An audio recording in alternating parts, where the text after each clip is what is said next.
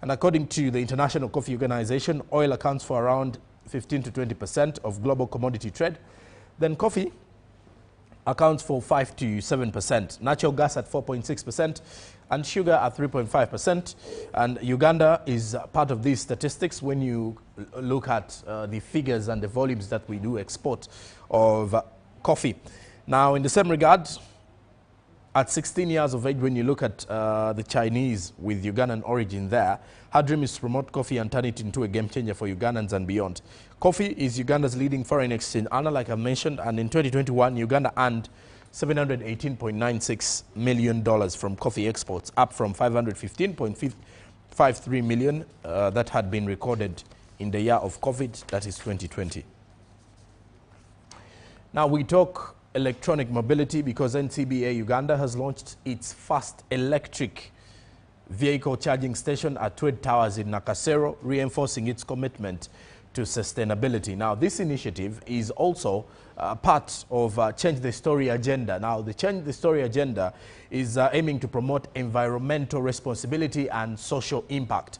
Now, in the same way, also creating room for the growth of Uganda's electronic mobility, and then also attracting quite a number of investors in the same space of electromobility and especially around electronic vehicles. Now, the bank emphasizes a crucial step in Uganda where financial institutions are taking part in combating climate change and also in the long run facilitating the transition from fossil fuel through electric mobility. Now, according to NCBA, they are committed to raising 900 billion Ugandan shillings for sustainable projects, with a third already available for deployment. Now, the experts from the academia and environmental research organs predict that there's going to be a widespread adoption of e-mobility in Uganda, and it could prevent 1.5 million tons of carbon emissions annually come 2030.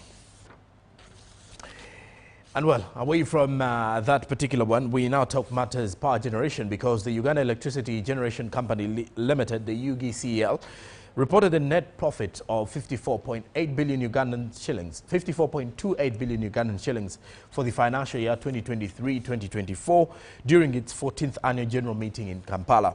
Now, this profit reflects a 60% increase in profit after tax and a 2% rise in revenue, totaling up to 351 billion shillings. Now, UEGCL's growth was driven by improved revenue streams and low administrative costs, despite facing liquidity issues due to delayed government funding and investment shortfalls, which resulted in the shutdown of 2 diesel generators at Namanve Thermal Power Plant.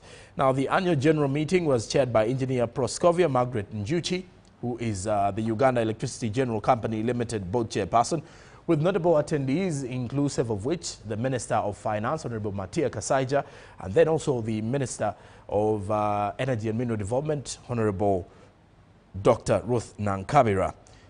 And UEGCL also secured 133 billion shillings to meet that obligation for the Isimba hydropower project and achieved the 9.1% of growth in assets, totaling up to 8.4 trillion Ugandan shillings. Now, the financial year marked the start of the Uganda Electricity Commission Uganda Electricity Generation Company Limited's 5-year strategic plan from 2023 to 2028, focusing on operational excellence. There is also sustainable growth and then human capital development, which also is aligning strategically with the National Development Plan 4, which will run from 2025, 2026 to 2029 to 2030. And away from that, we turn our focus to Mbale, because prior to its elevation to a city status, the Mbale district in general benefited from the Uganda support to municipal infrastructure development project, that is USMIT. Now, this government commitment towards road infrastructure development, as highlighted in the 2021 to 2026 NRM manifesto, is once looking at Mbale City, which was once a thriving commercial center. Now, Mbale City again is back into what you could call transformation within this same 2021-2026 NRM manifesto. Now, when you look at the congested streets, pothole roads and inadequate drainage made life a little bit difficult back then for many people within the business space in Mbale. However, that seems to be changing over the coming years. Now, the focus is now on improving urban service delivery. Now, there's also something to do with moving beyond road construction, but also looking at environmental sustainability. And this is set to enhance the city's capacity for climate resilience. Now, in December 2024, President Yoweri Museveni commissioned a youth-made-funded road project in Mbale, and this 50 billion shilling initiative encompasses 5.26 kilometers of newly constructed initiative, 12.64 kilometers of walkways, 6.71 kilometers of parking lanes, and 159 street lights. This has enhanced urban mobility and safety.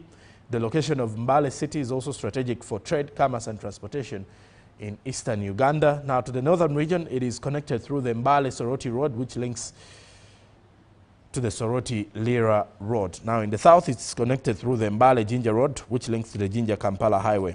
Now, as a model for other cities in Uganda, Mbale city is paving the way to a brighter and prosperous future. Well, lastly, from business, we turn our focus to the banking sector, but this particular time looking at social corporate responsibility.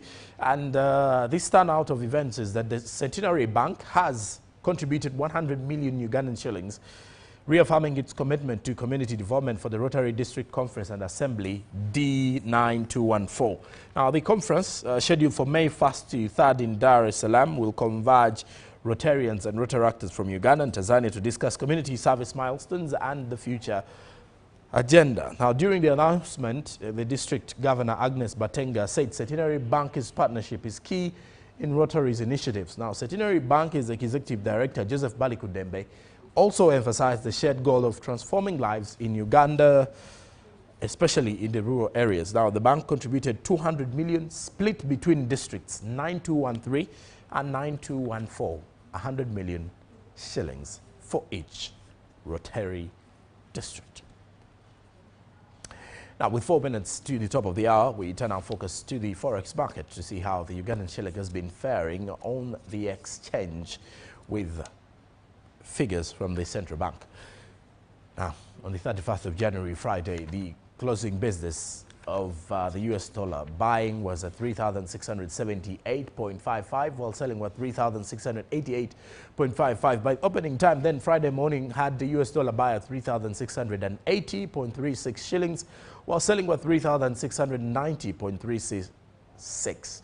And by midday, the US dollar was buying at 3,680.36, while selling was 3,690.36. The Great Britain pound was buying at 4,571.33, while selling at 4,583.76. The euro was buying at 3,822.74, while selling at 3,833.14. The Kenyan shilling was buying at 28.49, while selling at 28.57. The Tanzanian shilling was buying at 1.44 shillings, while selling at 1.545 shillings rather. The South African rand was buying at 198.07 Ugandan shillings, while selling at 198.61 Ugandan shillings. Well, this week looks a good one and a promising one for those who are dealing in scholastic materials, because schools officially reopened.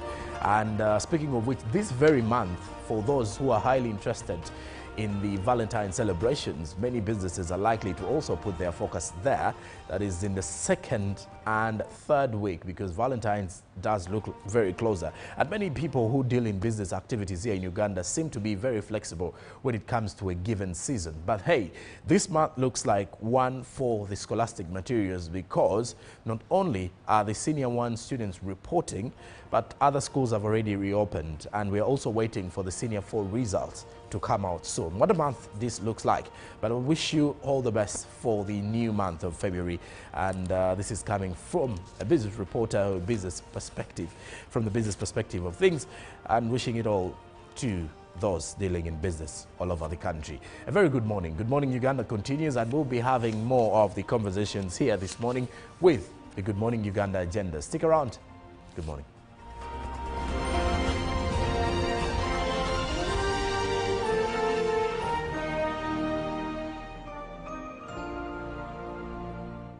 live from UBC Studios in Kampala.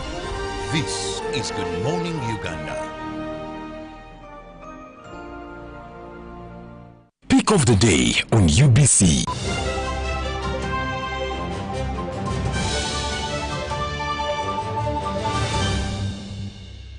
Was brought to you by I'll call you every day, yeah, yo, baby, don't go. You can now get all the Chibuzi out with MTN voice bundles. Call all networks. Kubei Dondolo. Buy a 25-minute voice bundle for only 1,000. Or buy any daily voice bundle of your choice. Dial *100 *21 hash and select daily, or use the My MTN app. When we talk together, we are unstoppable.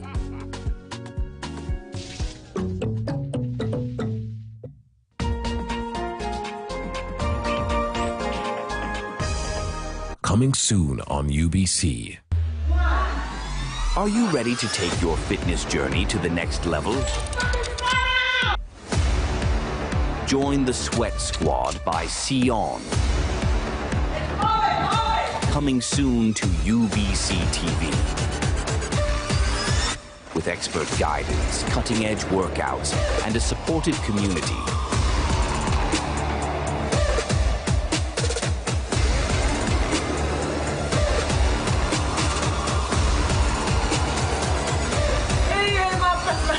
You'll be unstoppable.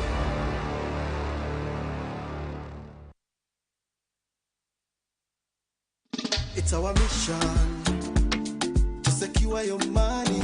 Protecting your money is as important as earning it. It is for this reason that the Deposit Protection Fund of Uganda, DPF, was established by the government of Uganda to provide deposit protection to customers of regulated financial institutions. In the unlikely event that your commercial bank, credit institution, or microfinance deposit-taking institution fails, the DPF will pay you up to 10 million Uganda shillings. Keep your personal information such as national identification number, mobile phone, or an alternative bank account updated with your banker. Terms and conditions apply. For more information, contact DPF at Aha Towers, Plot 7 Lodell Road, Kampala. Call 0312 206 400 or visit our website at www.dpf.or.ug.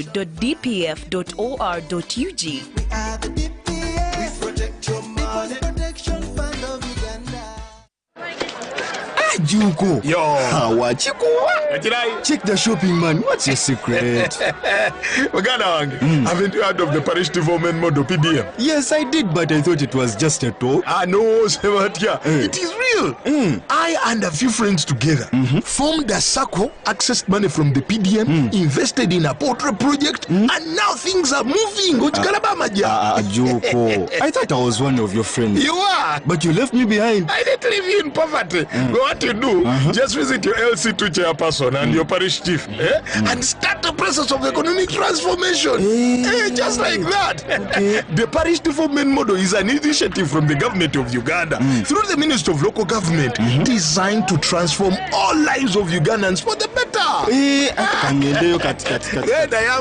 PDM, my parish, my development, my life.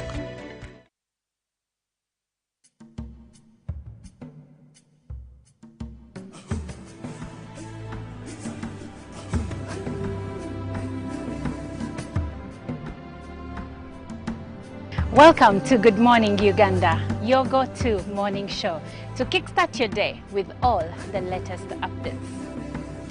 Let's dive deep into issues that matter most to you. In a world of stories waiting to be told, the headlines are your guide. Navigate the currents of news and knowledge with our daily updates of newspapers. Stay informed, stay empowered. From the roar of the crowd to the thunder of victory, witness the drama unfold with our sports updates. Whether on the field or in the stands, join us as we celebrate the spirit of champions. Rise with Good Morning Uganda, weekdays from 6:30 a.m.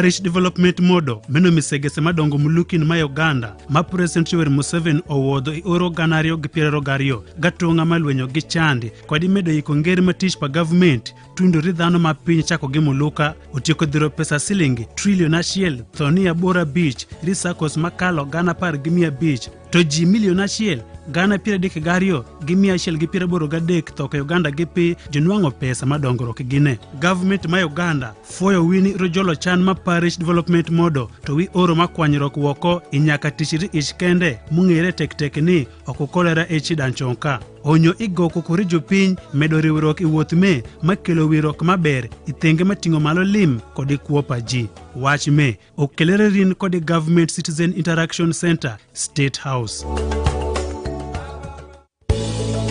Inenga harengehe ya Parish Development Model PDM yasimamisiwa omumwiko kwebikano bibiri kamina kibiri ni President Museveni husolanisa mu butambi ni hulosera hutapusa bibindu bikali mu miruha yaingisibwa moka mapesa silingi trillion sikano sitwera kama 55 kakabirisibwa mu matuli sako kumukanda mutwera ni bitondo birano katapusibwa ku bandu babola ifuma ndwera kimikanda kitaru bikano bibiri sitondo sitwera kama 55 papataru mwinambo. Government ya Uganda ekhusima khulwekho khwakanira PDM ni khukiyetsa khura khusye khurambira inda yonyene babandu balombebwa khukhuyambira muneka harenga bubahobo bokhutapusibwakho ni ba Government Citizen Interaction Center, State House.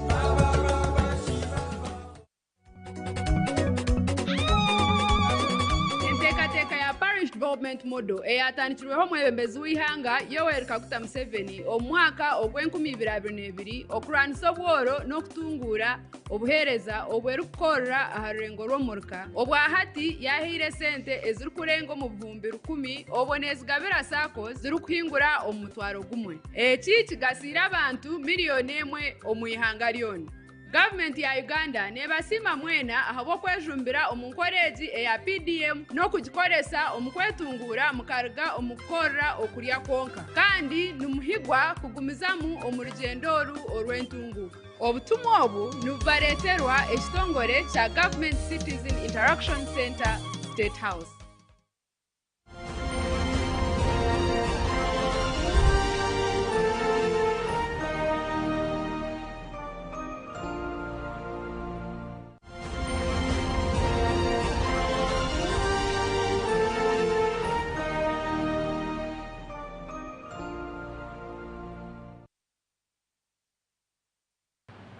Well, it is still Good Morning Uganda, and I thank you so much for joining us once again. If you have just turned on your TV and you're watching Good Morning Uganda, we thank you, and I welcome you to the new month, the first Monday of February 2025, and I do hope that this month will be exactly everything that you wish for and that you pray for. Now, for the parents sending their children back to school, I hope that you will be able to take your children back to school this very week. I've seen something from the AIDS Commission saying young people, focus on your studies. That's very important because HIV/AIDS is still here with us, and we are still registering new infections despite efforts to have zero new infections by 2030. Now, why am I talking about HIV/AIDS? Today on this program, we will be looking at the future of persons living with HIV/AIDS in Uganda. This comes on the heels of the suspension of aid by the United States through an executive order by their President Donald Trump. So what's the future of Ugandans living positively, Ugandans that are on ARVs and other HIV medications? That's what we are looking at today, and I will be speaking to Dr. Vincent Bagambe, who is the Director Planning and Strategic Information, Uganda AIDS Commission, and my name is Olive Monica Najuma. Now, it's important to note that we have about 1,490,000 Ugandans that are living positively with HIV/AIDS, and among these, 1.3 million Ugandans are already enrolled for ARVs. They're already taking ARVs. So questions are arising, and there is fear that we may probably not have enough for them. But I am not the expert, so I will allow Dr. Vincent to take us through. Good morning, Dr. Vincent. Yes, good morning, Olive, and good morning to you, all of you, our dear viewers. Yes, you're welcome to Good Morning Uganda. And you come at a time when there are so many questions being asked. And since you come from Uganda AIDS Commission, I believe that you're the right man to answer some of the questions that Ugandans may be having, especially due to the aid suspension by the United States. So briefly, help us understand the impact of the United States aid on Uganda's HIV/AIDS programs. Yeah, and thank you so much for hosting me and for giving Uganda AIDS Commission an opportunity to pass a message to Ugandans that as the coordinators of the national HIV response, we are not sitting down in this period of uncertainty, if I may use that word. Uganda, as you said, has 1 million, actually over 1,490,000 people living with HIV. And of these, 1,300,000 on treatment. And in addition to that, we know that each year, about 38,000 Ugandans newly acquire HIV. So which means that this is a moving target. You are putting people on treatment, but then there are people that you are missing to get and put on treatment, but also there are new ones being added on the road.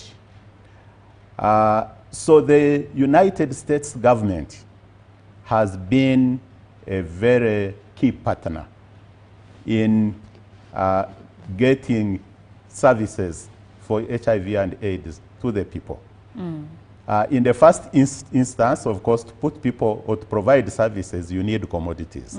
So if we look at the component of commodities, the United States government contributes significantly to commodities that we use, be it the antiretroviral drugs that we use to treat people, be it the test kits that we use to diagnose the people. We have also monitoring laboratory tests. If you are on treatment, we don't just put you on treatment and then blindly assume that you have attained viral load suppression. We have to monitor and be sure that indeed you are responding positively to the medication. And we call those laboratory monitoring tests. And in addition to that, we have prevention commodities.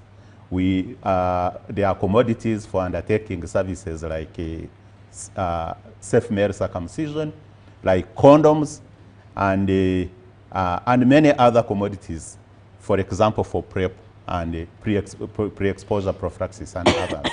And the United States government has been significantly contributing. If I may be a little bit more specific, the US government contribution to commodities is about 1/3 of all the commodities that we need. The other 2/3 coming from government and the Global Fund and a few other partners. So this is a significant contribution. Secondly, the United States government, as you know, they run the emergency program, which they called the presidential PEPFAR. Yes. The initiative that was started by Bush to ensure that President Bush, to ensure that countries, especially developing countries all over the world, can access modern technology in the fight against HIV. So besides commodities, given that it came as an emergency response, they also put in place non-government organizations, contracting of non-government organizations, what we call implementing partners. And these implementing partners recruit staff from their centers of excellence, like Infectious Disease Institute, Mbale, to supporting government health facilities at sub-national level, through up to community level. And they have been employing staff to support and supplement government service delivery structures. And through these support systems, additional funding comes from the US government, which has been quite substantial. So this is more or less like a parallel system to the government system. It supplements government to offer services, but in addition to that, it actually employs Ugandans who have families and therefore supports the livelihood of Ugandans. So all these are impacts, or the impact that the US government and the support that they give to Uganda has been impacting on the HIV response and the economy in general. Okay. Now, what would you say are the immediate effects that we might face as Uganda due to the suspension? First and foremost, of course, the suspension caught all of us off guard. And when I say all of us, I don't only mean Uganda. I think the whole world, especially the developing countries which were benefiting from the PEPFAR programs. Now, when the executive orders were announced, the immediate reaction was panic, that the beneficiaries, the patients themselves, panicked because they were not sure whether they will continue to get their life-saving medications or not. But also the employees of all these organizations that were offering services to the patients panicked, because suspension of the grants means that also their jobs in balance. Are in balance. Yes. So we have the beneficiaries, the people living with HIV, the key populations panicking on the one hand, but also we have the service providers panicking on the other hand. And indeed, immediately USAID issued a circular to all their subcontractors to close shop. And they in turn sent out messages to their clients.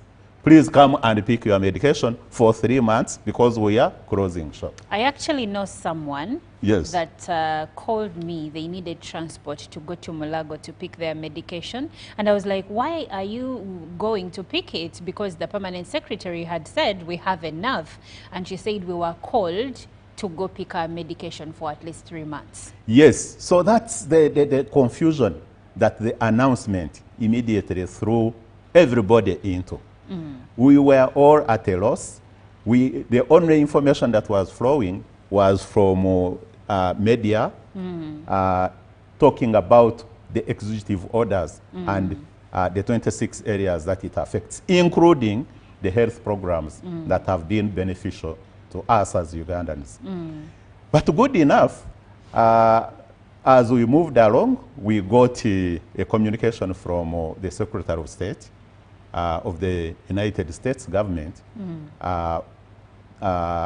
announcing a waiver that has been approved for life-saving programs.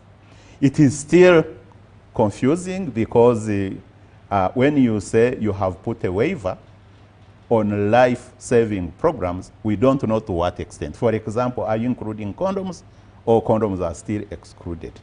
Are you including other family planning services, or those are I saw something, excluded? I don't know if it's true, but I saw something when I was combing the internet that said life-saving programs apart from abortions and services to people that are in the LGBTQ society.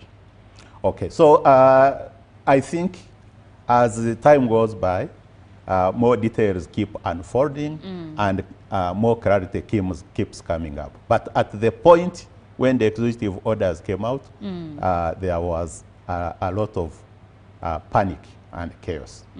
And even when the waiver was announced, it wasn't clarifying enough, and we are indeed continuing. Exactly, it's vague.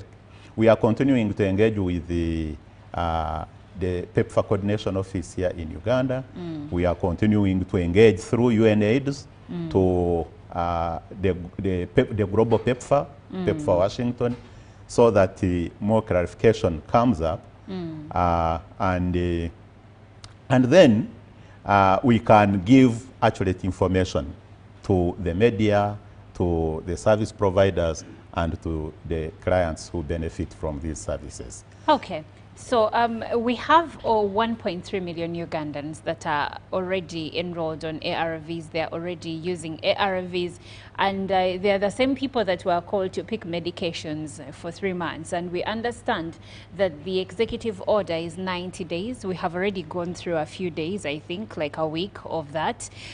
But again, Doctor, where does, in the event that communication doesn't come as quickly as we wish for it to come, for instance, to clarify that the waiver is for this period, for this and that service, the people on ARVs, do we have enough for them? And if we do, for how long?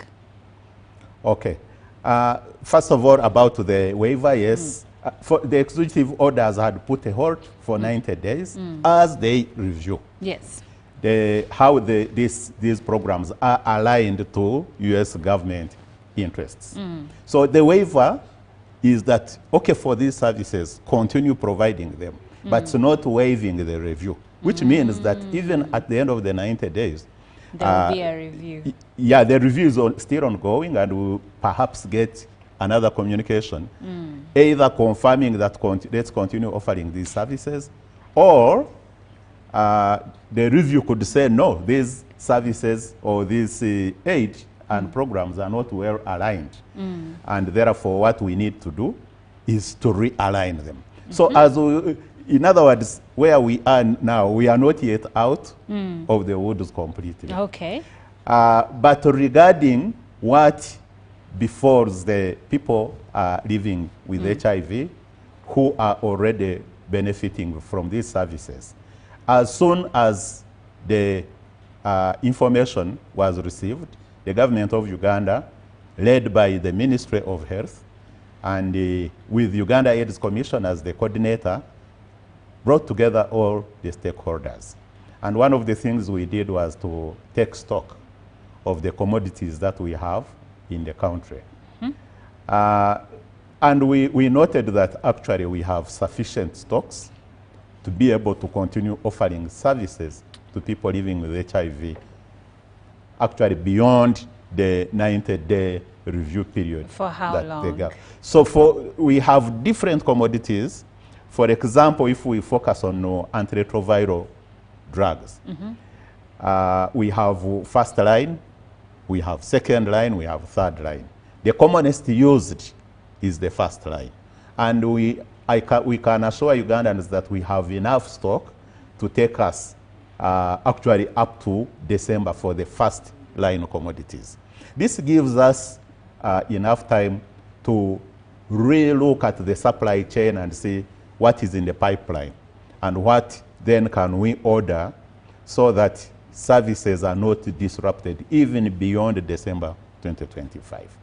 For the other commodities, the picture looks not exactly the same, but I can assure you that there are no commodities. Like what? Condoms? Yes, so like condoms, and PrEP. Like the second line medication, like medication for pre-exposure prophylaxis, like HIV test kits, like commodities for circumcision, and so on and so forth. So all these, the quantities we have in stock vary from commodity to commodity, but none of them was so bad off that cannot take us at least for the next 5 to 6 months.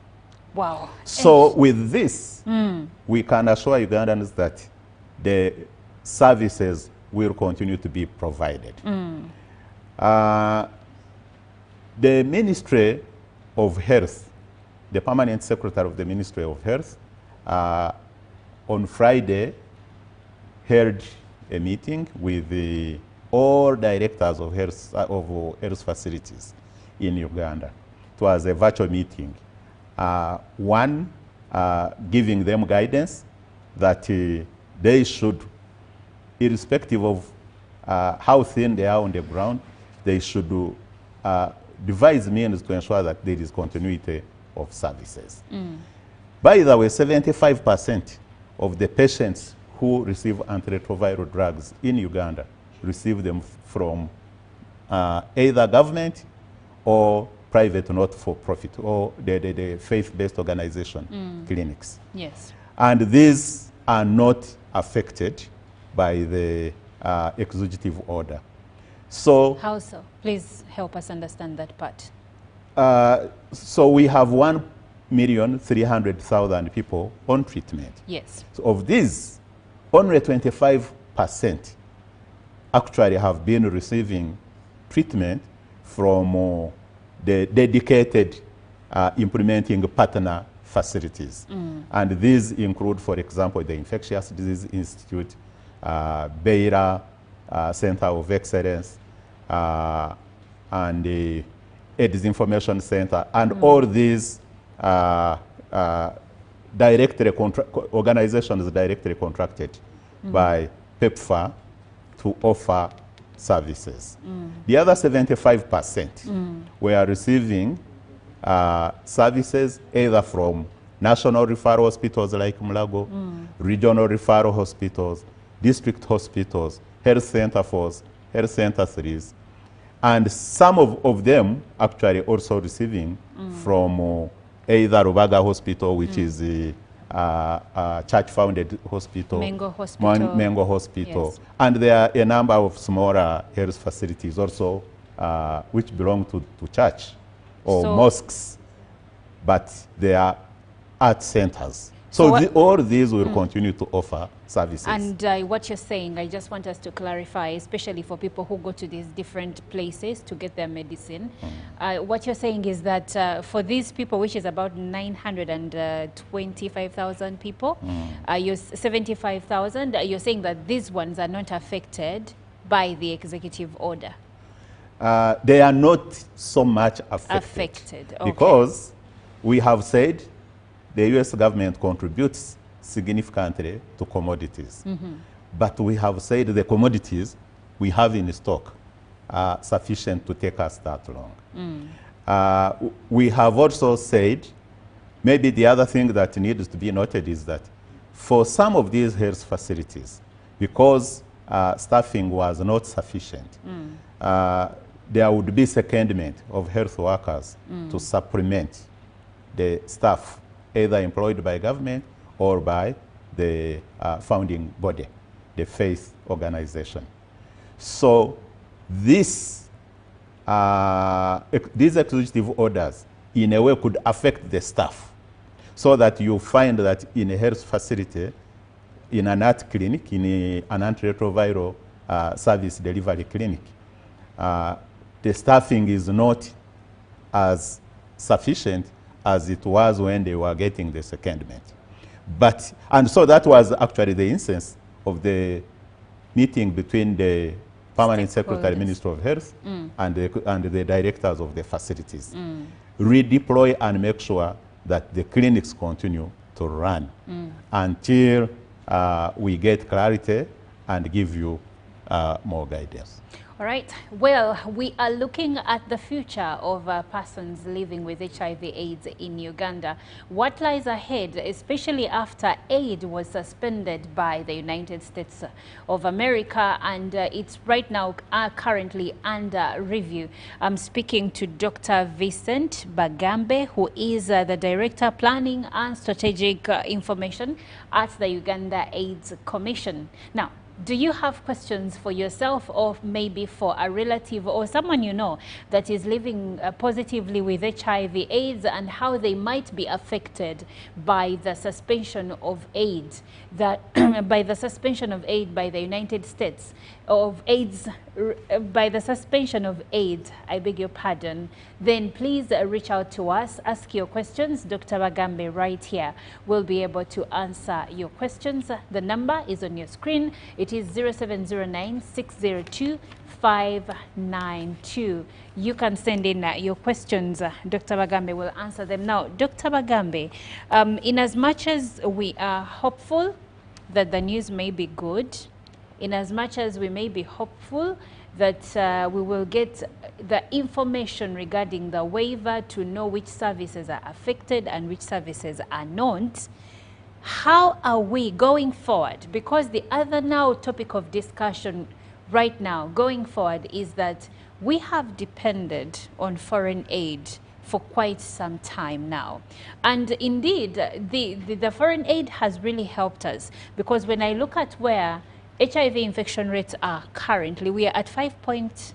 5.1. The prevalence is 5.1 percent. Okay. When you look at 5.1%, where were we in the 90s? Was so it in 18%? The 1990s, early 1990s, the documented prevalence was 18%. Yes. So I agree, we have really come from far, thanks to the support of our partners. Exactly.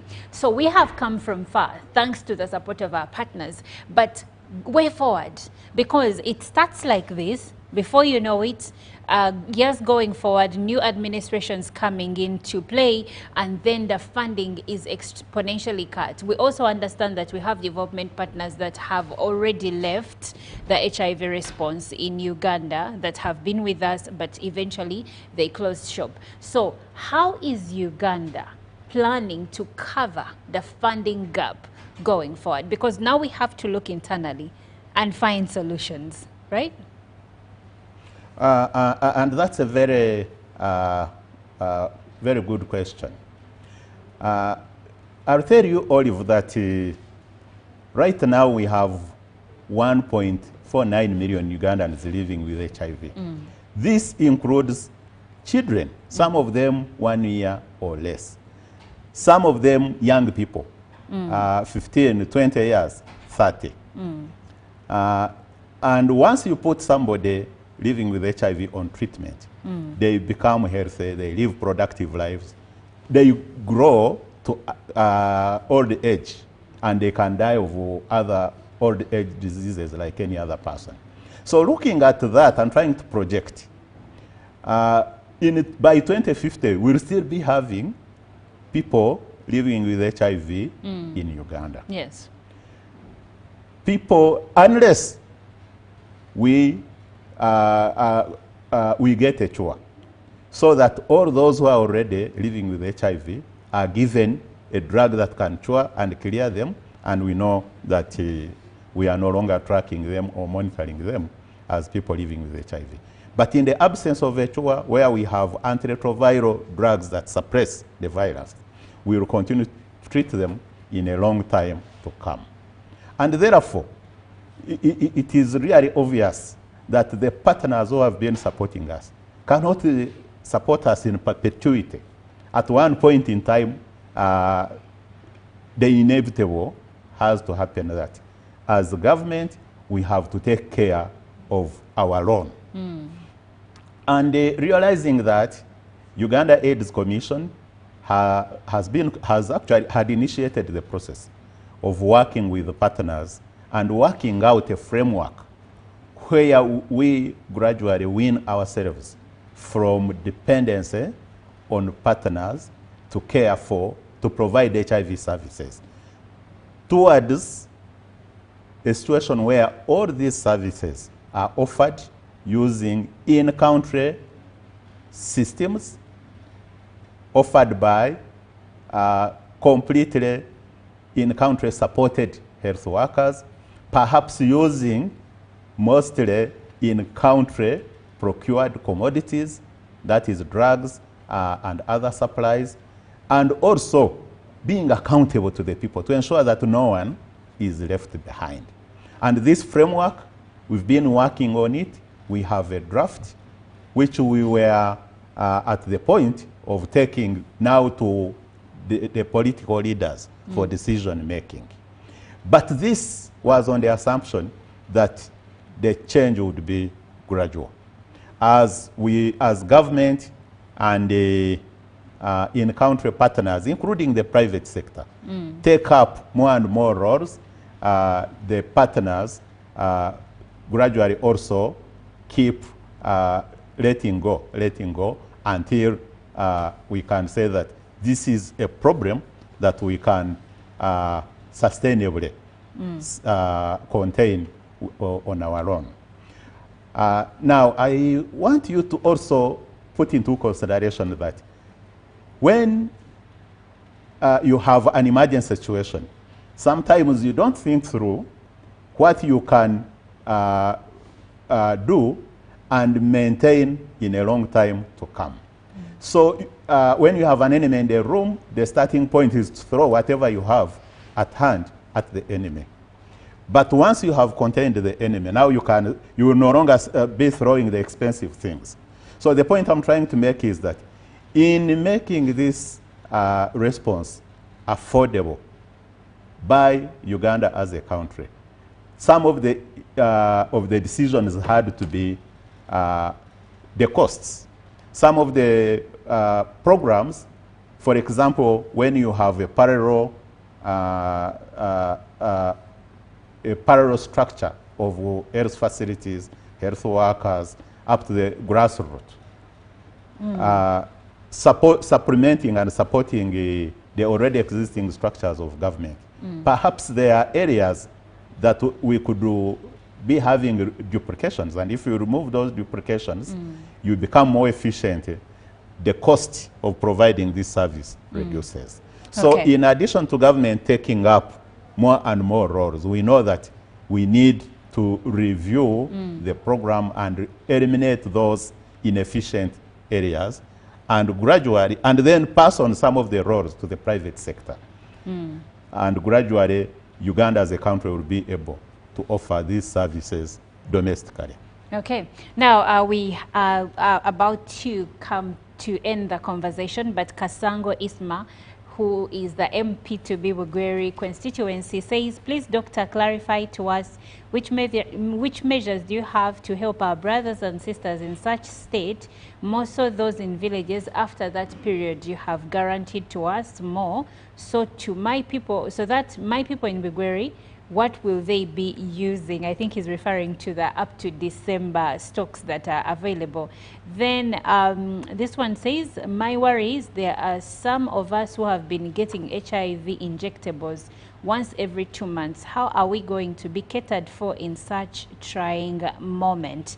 And the last one, I really want to thank the Ministry of Health for Uganda for supporting people living with HIV.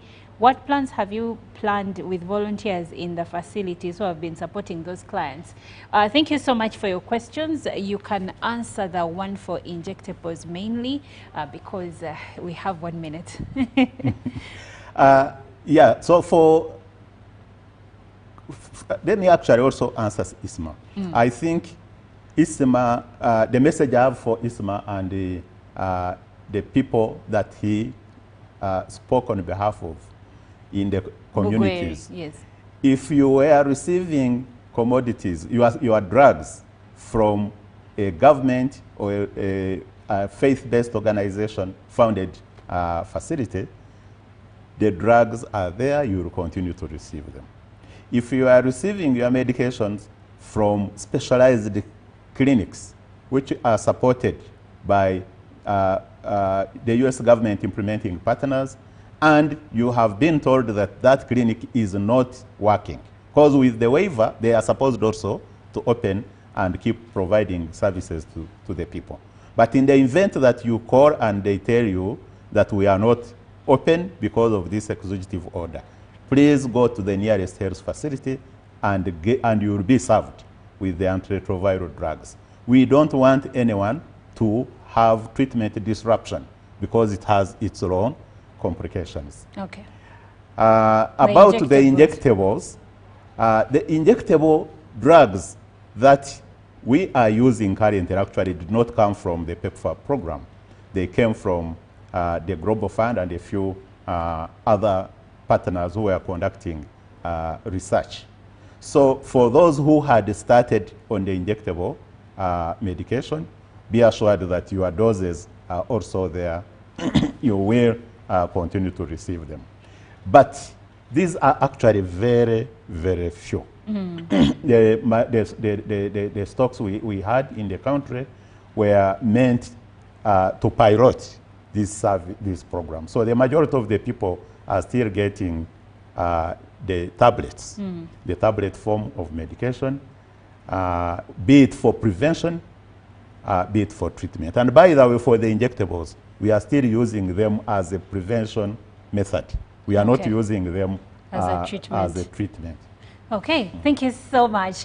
And thank you so much for your questions. Unfortunately, this is how far we can go with the conversation, though we can keep it going on our X app, on our X platform, and the hashtag is UBCGMU. I'm sure that Dr. Bagambe can answer some more questions over there. I've been speaking to Dr. Vincent Bagambe, who is the Director Planning and Strategic Information at the Uganda AIDS Commission. Thank you, sir, for coming through. Thank you very much, Olive, and to all of you, our dear viewers, thank you very much for listening to us. Yes, and thank you so much for being a part of the conversation. I hope that the questions that you had, they have been answered. Now, if you've joined the conversation at the end, well, it's been streaming live on our YouTube channel, so you can go back and rewatch everything to have a clear understanding of the answers that Dr. Bagambe has given us when it comes to the future of the persons living positively with HIV/AIDS in Uganda. Good Morning Uganda continues. Up next is Sports Updates with Ruben Pima Chibirango.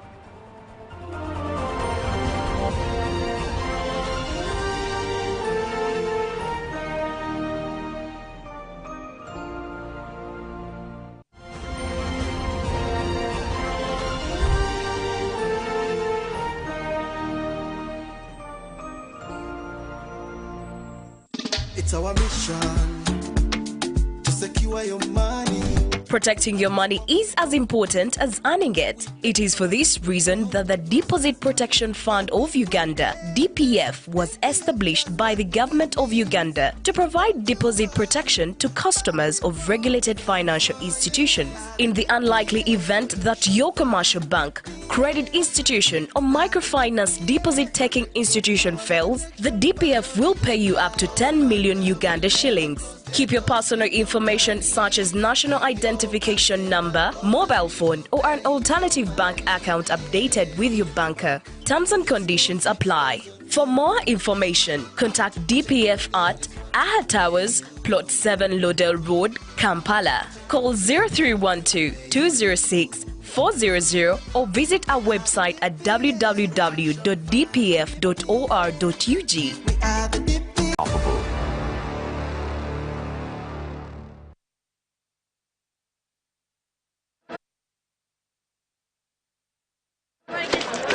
Juko. Yo. What you check the shopping, man. What's your secret? Haven't you heard of the Parish development model, PDM? Yes, I did, but I thought it was just a talk. No, Sebatia. It is real. I and a few friends together formed a circle, accessed money from the PDM, invested in a portrait project, and now things are moving. Juko. I thought I was one of your friends. You are. But you left me behind. I didn't leave you in poverty. What you do, just visit your LC2 chairperson and your parish chief and start the process of economic transformation. Just like that. The Parish development model is an initiative from the government of Uganda through the Ministry of Local Government designed to transform all lives of Ugandans for the better.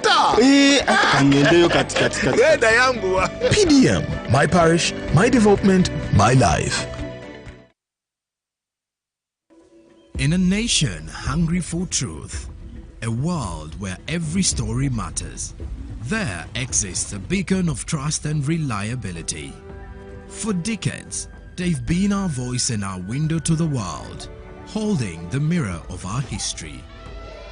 With 4 TV stations and 11 radio channels spanning 27 languages, they stand as guardians of information, defenders of truth. With Mascari Heritage Advantage, they uphold every citizen's right to reliable and free information. Their archive stories shaped our past and illuminate our present. Yet now, as new challenges arise and the world evolves, their mission faces its greatest test yet. Be part of our journey and let's navigate the unknown, uncover the untold, and safeguard our future together. Tune into your public broadcaster, for it is the intersection of trust and truth. Because to UBC, your story, every story, and every voice matters. UBC, inspiring Uganda. Live from UBC Studios in Kampala, this is Good Morning Uganda.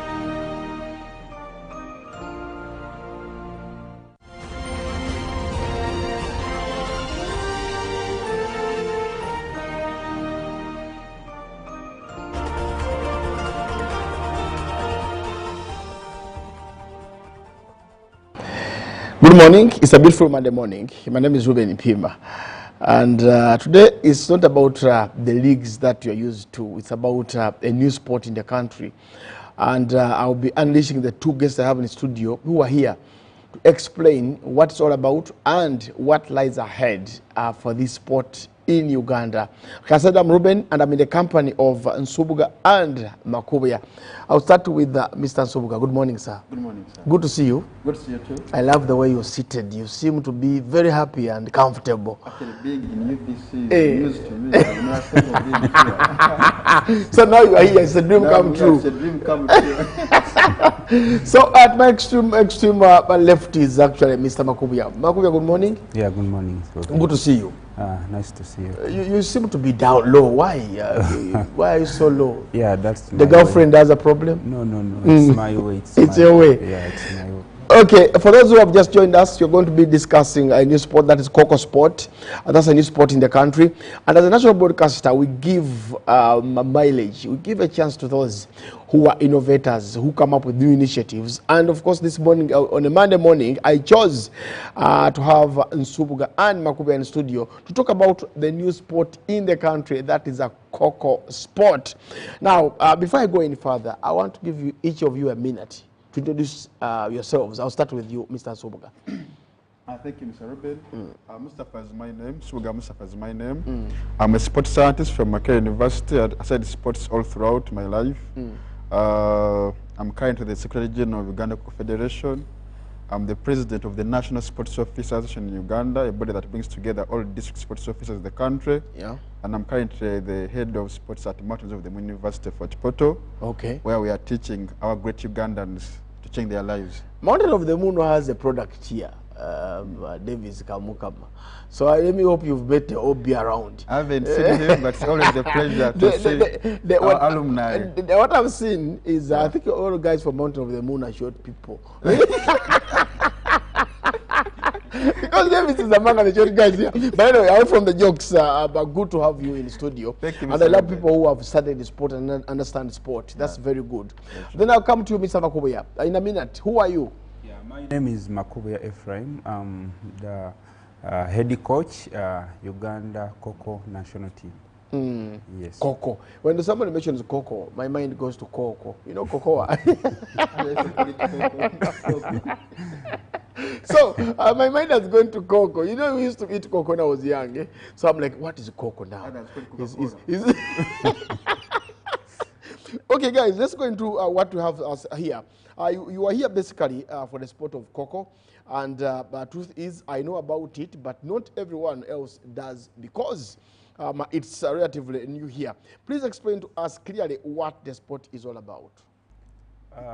Well, Kho-Kho is a sport that has its origin from Asia, South Asia, basically in countries like India and in Nepal. So this sport has been there for many years. Yeah. In fact, it existed in India for more than 1,000 years. It's a tag team sport whereby we have two teams. Basically, it's a chase and you chase and defending sport, whereby one team it has 4 turns, and those are 2 innings. Yeah. So for an inning, there are 2 turns. One team first sit, then the other one they chase. Then after the first turn, then still the other team they sit, and then they chase the opponent's team. So it's close to our local sport we knew called Kauna. Kauna. Yeah, Kauna. So it's all about chasing someone, then you tag on that person. So there you're scoring a point. So one thing about it that now this one is an improved version. You know, we have these sports and we have been playing these sports for quite good time, but most of them, they have been improved from being a traditional sport to being played on a synthetic rubber mat, and then they add on the graphics and rules of play, so they keep on improving them in order to make them more entertaining. Of course, the technical part of it, they have the 3 cards, the green card, yellow card, and the red card. We shall explain them in some time to come. Then we have the 12 defending players. Then when we are chasing, we play 7 players. Then the team that earns more points, they win the game. Okay. Yeah. You mentioned about innings. Yes. Someone would love to know. You see, for me, I come from Boyikwe. I don't understand the English we're using here. But for the benefit of who is down there, I need to understand, what is an inning in this Kho-Kho sport? An inning, now for this sport, we have 2 halves, the first half and the second half. So for the first half, the reason as to why it's called an inning, because each team, you go in for a particular for a particular time. Okay. That you first go to chase, that is an inning, but within that inning, still the other team, they have also have to chase. Okay. And a chasing is done for 7 minutes. So we first chase for 7 minutes, then the opponent's team, after the 7 minutes, still they come and chase for 7 minutes. It means a half of a play is given 14 minutes. Okay. Yes. I saw our team, before I come to you, Mr. Suga, let me still stick with Makubia. I saw our national team, our national colors, the girls were dancing, were jumping. Have we been part of any major tournament as Uganda? No. In fact, this was our. Now on your screen, I can see the girls jumping. Are those Ugandans? Because I see the national. These are Ugandans. These are Ugandans. But this was our first major tournament. But we have been playing Kho-Kho here inUganda. Okay. Yeah, we have been playing Kho-Kho here in Do Uganda. you have a league here? No, we don't have a league, but it is in schools. You know, things concerning grassroots development. Kho-Kho is in schools, and now Kho-Kho is played in 30 schools here in 30 districts here in Uganda.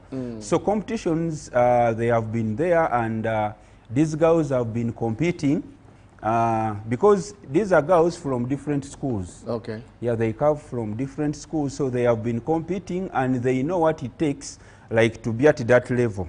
So basically, they give in their all to make sure at least they get something at that level. Let me come to Mr. Subuga. For him, he has talked about the team and the game. Now, for you, it's administration. I want to understand, are you under National Council of Sports? That's number one. Number two, do you have a structure as Kho-Kho Sport? Because in football or other sports, sport disciplines, we have basketball with an administration, we have football, we have cricket, we have golf, we have tennis. So you as Kho-Kho, do you have a structure? Thank you, Mr. Robin.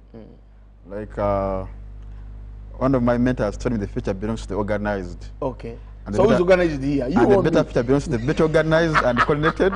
So as Kho-Kho, we are getting organized every day. We're having a management structure that is in place. I told you I'm the Secretary General. Who is your president? Nama and Hadija. I'm in charge of the day running. I'm the. So how much have you embezzled in the structure? You haven't stolen the money. Actually, this is a sport where we fund. Oh, okay. Yeah. You know, as a new sport, we are not yet in the National Council of Sports Arena. You know, we put in our documents sometime back in 2022, but there has been a law, that has been a bill. So National Council advised to wait for the bill to be passed. And when the bill was passed, now wait for the regulation, or what called SI, certain instruments. They're now counted before Parliament. So when they're all passed, and then that's how we can comply with the statutory instruments and the law to be under National Council of Sports. But apparently we're under what we call National Council of Sports, what we call promotional sports. Okay. Yes. So under National Council of Sports, under promotional sports, because not yet part of them. Okay. Yeah. Oh, okay. But you dodged my point, my question of the structure. I need to know that there's a president, there's a general secretary, there is a vice president. Okay. Thank you. Thank you, sir. We have a structure that goes up to the regions. Okay. Yeah. Because I've been part of football. I know how we're organizing our structure, like the football structure. We have the regions, because to have the Kho-Kho across the whole country must have regions represented. So have regions represented. Okay. That's why I can say we are in Mbale region, because we are in Queen, we are in Buko, and we have people there. So we have a structure that begins from the regions. Okay. Then we have the president, we have the three vice presidents, we have the general secretary, the treasurer, and the publicity, and then others are regional representatives. Oh, yeah. I understand the structure. I'll come back to Mr. Makubuya. You did mention about, you actually a coach, or a team coach, and you said that this game is in schools. I have been at the college, in a young college before. I have not seen Kho-Kho. I only see boys play rugby and some simple football. So which schools are you part of? You don't come here and insinuate things that we are in schools. Which schools? So take us through that as well, Mr. Makubuya. The way smoke must go about. Yeah, thank you, Mr. Robin. Kho-Kho, here within Central, Kho-Kho is in schools like Chadondo Secondary School. Okay. That is Matuga. We have Matuga Secondary School. Then in Chiyandongo we have schools there. Then we have in Soroti. Then in Sebei region we have. Then in Masindi, Bunyoro Chitara region, we have the Christian High School. There are many. Okay. There are many. In football, we have tactics. We play 4-4-2, 3-5-2, 4-5-1. So in Kho-Kho, do you have tactics in Kho-Kho, or you just go for you run around and it is done? No, you know, this is a sport whereby each sport has got its ways. Like when you are attacking, how do you handle? When you are defending, how do you handle? You know, in Kho-Kho, when we are defending, we have bunches. Okay. So it's up to you as a coach, like to know, since I'm going to defend, how am I, the organizational structure, how am I organizing my bunches? Okay. Like, this is good at defending, is good at enduring, is good at learning. How am I going to organize them so that they can stay there for some good time? So Kho-Kho is all about learning. If at all you have some good learners on a team, that is an added advantage. But of course, in a sitting posture, you know, as you can see, they are squatting. But in Kho-Kho language, we normally term it sitting. Okay. So within the way we are sitting, you have to know where is my YZIL. That is the positioning. Okay, if at all I'm positioning my chasers, where am I positioning the YZIL? Okay, if my the YZIL is that person who is sitting but putting on a totally different kit, jersey. I can see one in purple. Purple, yeah, pink. So it's called the YZIL. So when we are chasing, that YZIL, he can chase in any direction.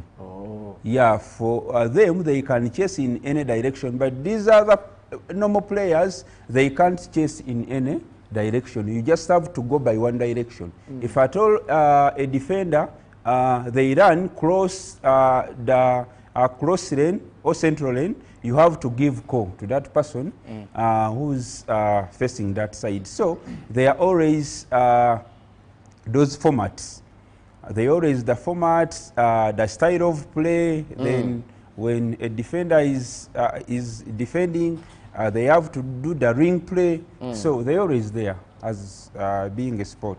Okay, Mr. Subuga, we have a new law in place that the president assented to. That's a couple of weeks ago. I know there are a few things to do before its proper implementation starts. Now, but tell me how ready you are for this transition that is going to be so hard for many federations and associations to meet. I mean, because I'm sure that you also know what is in that law, and this being a new sport in Uganda. So how are you going to make sure that you are within that law, that sports law? Okay, thank you, Mr. Robin. One, I want to thank Cabinet and Parliament coming up with a law that can define sports. We have been having an outdated law. Actually, I'm one of the persons who have been advocating for the new law, because the 1964 Act wasn't really helping sports to grow in this country, because we're talking about amateur sports and now you're having professional sports among others. Now, the coming force of the new law is it's homework for us all. Okay. Because one has, if you want to be a federation, you must cover 75% of the districts of this country. And not to be an national, you must cover 50% of the districts of this country. And I'm being told that all federations are going to carry out fresh registrations. The previous regulations, they have to go through Ministry of Lands as trustees. Now they are going to move from Ministry of Lands to go to back National Council of Sports fully. Okay. And you must comply with 75% arrangement by National Council of Sports. So as Kho-Kho, I told you I'm the president of all sports in this country. So I've read the... But who voted you? Why you just Wambi? No. Okay, I'm in my second term of office. How many votes did you receive? I was unopposed in Guru, I was unopposed in Iganga. So where there are no delegates for the sport? No, for national sports officers. Okay. Yes. So you are unopposed in Guru and Iganga? Yeah, so I was unopposed because I think they saw I'm taking that from somewhere. So I'm working with the sports office at the districts. Okay. To help me promote the sport. Okay. And as I talk now, once I come back from India, I have around 10 districts that want courses within February. So I'm very much sure by July, I should have covered around 80 districts of this country. Oh, wow. Because government gives these districts money, and I'm working with them probably to help me also fund the younger sport, which doesn't have a budget, to run a course in their districts, and so doing, train the games teachers, train the coaches, using government funds, but working with the sports officers. So in so doing, you're going to have this arrangement, we shall comply with the first instrument of 75% arrangement. Okay, yeah. Makubuya, Davis Kamukam is asking actually, is the sport meant for only women or even men can participate? Davis Kamukam, my alumni. Your alumni from Mountain of the Moon University. Are you at the moon? Anyway, let's first go to him. Thank you, Mr. Robin. In fact, we have both gender. We have the boys or men and the girls. Only that in this World Cup we participated with only one team, and that is the women's team. But everyone can play this sport as long as they are in position to play. Thank you. Okay, I'll come back to you, Mr. Subuga. You mentioned about being unopposed, you are this and that.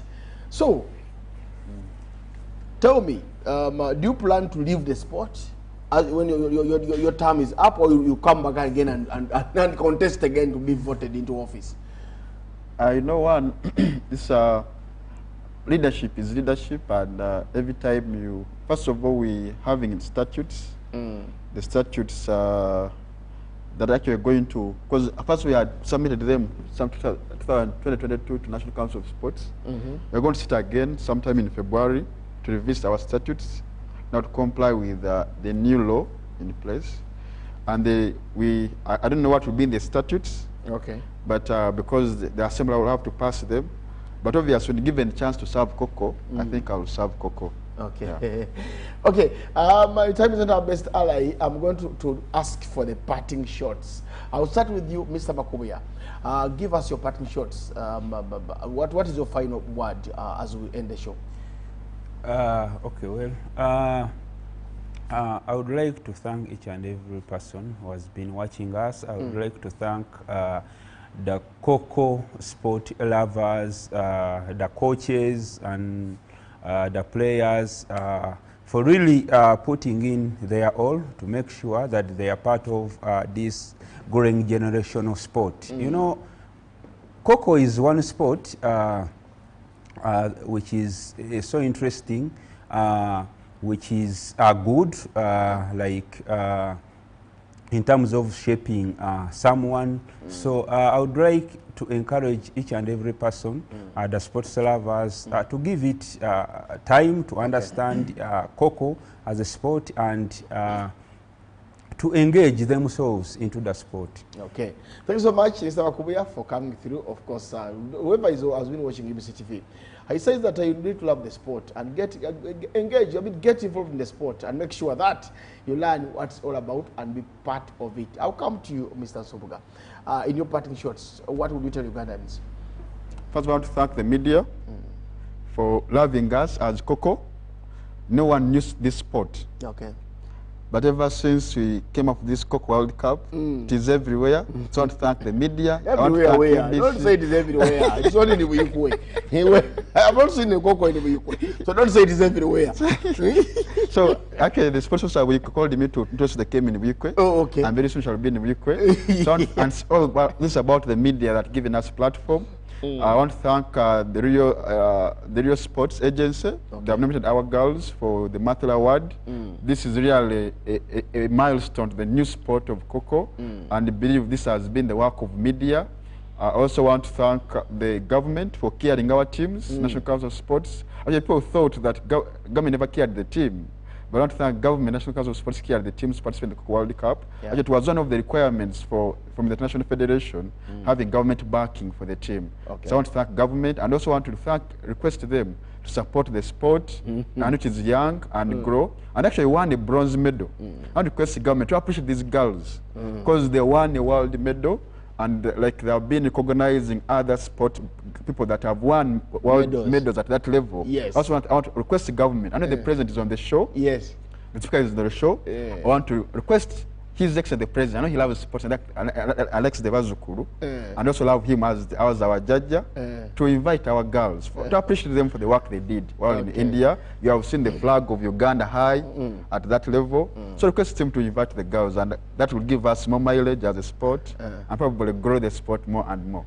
Okay, Excellency, I know you're watching from wherever you are. You've heard it from Sobuga and Makubuya. They would love to meet you, and you meet the girls who won the bronze medal. I know you'll be able to get to them. That's if you win more medals. Don't come with one medal and want my president to meet you just with one medal. You won World Cup and then you come back home with 10 medals. You don't come with one medal and brag and so we have won a medal here and more of a bronze medal. Come with gold. But anyway, thanks so much, Sobuga and Makubuya, for coming through. Thank you. Let me hope that Barnes can make sure that we get you again here to discuss the sport, the game that is Kho-Kho sport. We're ever willing to be with you, sir. It's a national broadcaster, never chance. We just said it is everywhere, where? Anyway, that's it from us. But join me and Michael Sefum at 1:30. We'll be here taking you through the sport. But from the team and us, we wish you a blessed week and bye for now.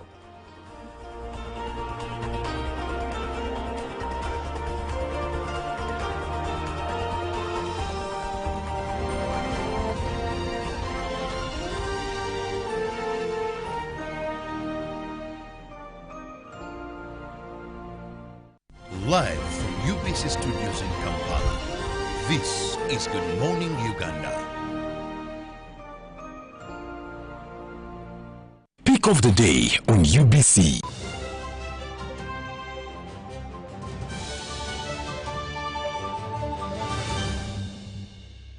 Was brought to you by You can now get all the chibuzi out with MTN voice bundles. Call all networks Kubei Dondoro. Buy a 25-minute voice bundle for only 1,000 or buy any daily voice bundle of your choice. Dial *100 *21 hash and select daily or use the My MTN app. When we talk together, we are unstoppable.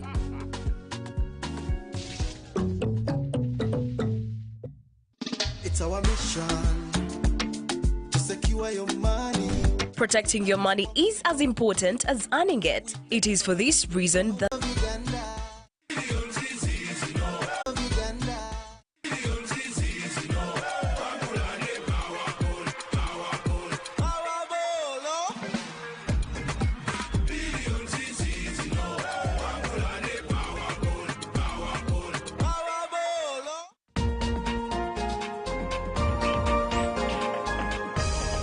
coming soon on UBC.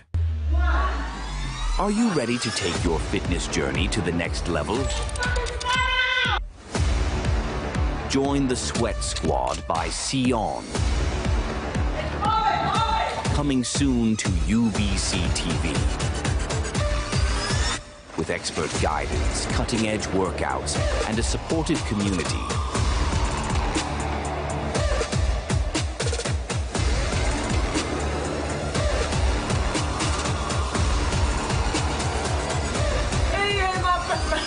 You'll be unstoppable.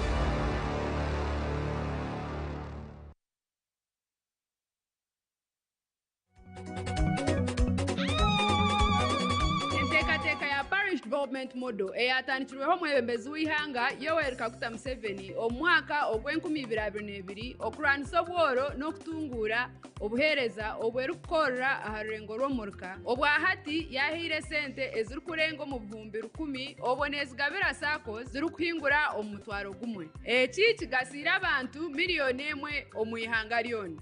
Gavumenti ya Uganda nebasiima mwena ahabw'okwejumbira omu nkoreegi eya PDM n'okugikoresa omu kwetunguura mukaruga omu kukorra okurya kwonka kandi nimuhigwa kugumizamu omu rugyendo oru orw'entunguuka. Obutumwa obu nibubareeterwa ekitongore kya Government Citizen Interaction Center, State House. In a nation hungry for truth, a world where every story matters, there exists a beacon of trust and reliability. For decades, they've been our voice and our window to the world, holding the mirror of our history. With 4 TV stations and 11 radio channels spanning 27 languages, they stand as guardians of information, defenders of truth. With Mascari Heritage Advantage, they uphold every citizen's right to reliable and free information. Their archived stories shaped our past and illuminate our present. Yet now, as new challenges arise and the world evolves, their mission faces its greatest test yet. Be part of our journey and let's navigate the unknown, uncover the untold, and safeguard our future together. Tune into your public broadcaster, for it is the intersection of trust and truth. Because to UBC, your story, every story, and every voice matters. UBC, inspiring Uganda.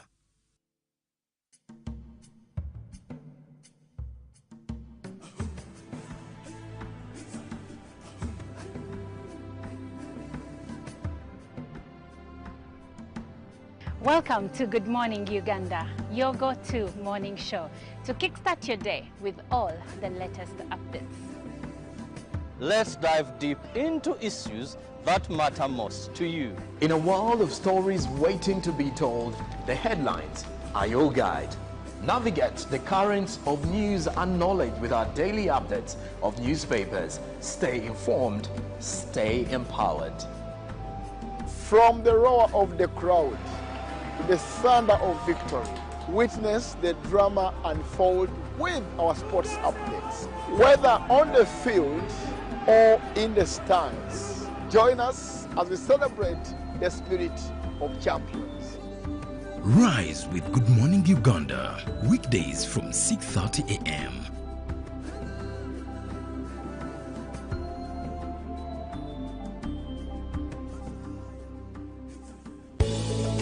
inengaharengehe ya Parish Development Model PDM yasimamisibwawo mu mwiko kw'ebikano 2022 ni President Museveni khusolanisa mu butambi ni khulosela khutapusa bibindu bikali mu miluha yayengisibwamo kamapesa silingi trillion sikano sitwela kamakhumi na tsirano kakaabirisibwa mu matulisako kumukanda mutwela ni bitondo birano katapusibwa khu bandu babola ifuma ndwela kimikanda kitaru bikano bibili sitondo sitwela kamakhumi papataru mwinambo. Government ya Uganda khusima khulwe khukhwakanila PDM ni khukiyetsa khura khusye khurambila inda yonyene babandu balombebwa khukhuyambila munengaharenga bubakhobo okhutapusibwakho ni ba Government Citizen Interaction Center State House.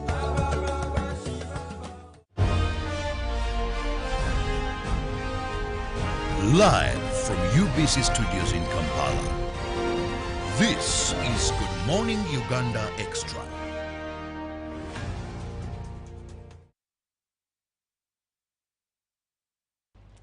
Hello and welcome to Good Morning Uganda Extra. I'm Robert Chirabo Unyonyintono. Now, this morning I'm going to be focusing on something that is very vital for trade. We all know if you're dealing with trade, you will have to do some importation, you'll have to do some exportation of goods, maybe also services, but also particularly we'll be looking at the element of cargo. Now, because most of the times we've had our traders, we have the business community talk about these things as very, very critical. Now, last week we saw the launch of MV Mpungu, and this is a game changer in trade within the region. Today, that's why our topic is the future of East African trade, unlocking growth through marine transport and strategic logistics. Now, joining me to discuss this is Avi Ketra Nabachwa, who is the business development partner at Green Road Logistics, Uganda. One would say East Africa, but Africa, then Uganda as well. She's with me here to give us an insight about the future of trade within East Africa and, to be more specific, issues of cargo. Join me, welcome, Ketra. You're most welcome. Thank you, Chirabo. Like he has already mentioned, I'm called Ketra Avi Nabachwa, the Business Development Manager from Green Road Logistics Africa. This is a company that is an expert in managing ports and supply chain logistic business. But in Uganda, we are particularly the contracted operators of a new vessel called MV Mpungu. It was commissioned on Friday, 31st of January by the Prime Minister. So we're really excited because this is a game changer in the industry. Yes, Chirao. Now, when you talk about this vessel, I'm also told that it's the first vessel ever to be built on Ugandan soil. Actually, it is not the first. However, it is the first roll-on roll-off vessel. Roll-on roll-off means cargo is laden on a truck. It is driven onto the vessel. The vessel carries it to its destination. When the vessel reaches the designated port, this truck just drives and continues. That leads me to something else. There's no lift on, lift off. A lot of money is saved.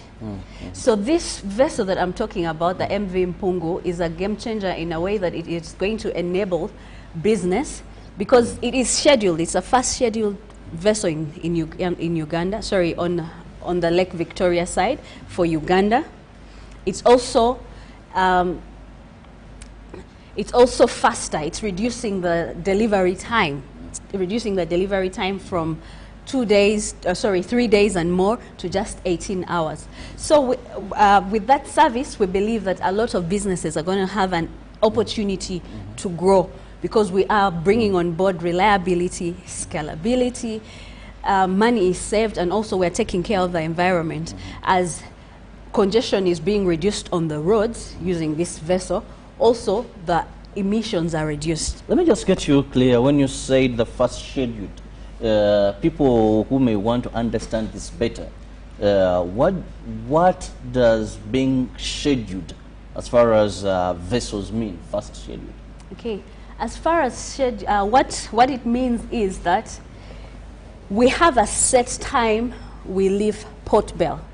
Sorry, let me take you back. This MV Mpungu is to move cargo between Mwanza and Port Bell. Mwanza, Tanzania side, and Port Bell, Kampala.